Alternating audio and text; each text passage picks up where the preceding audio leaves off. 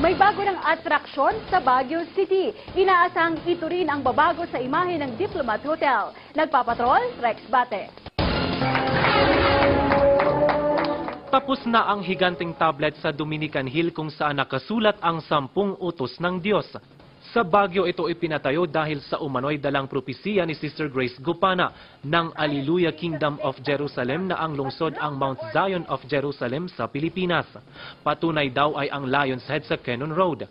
Kasi ang Jerusalem, ang symbol is lion. Tapos biglang sabi ng Panginoon, ito ang Baguio pinili ko kasi matagal nang nandyan yung simbolo ko.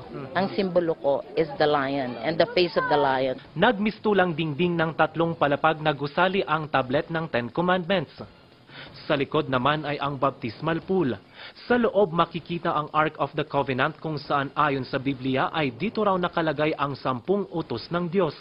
Ang pangalawa at pangatlong palapag naman ay lugar para sa taimtim na pagdarasal. Pagtidasdasigan tayo, pariho tayo amin. We are all welcome. Pagkatapos ng seremonya, pinalipad ang mahigit 100 lobo.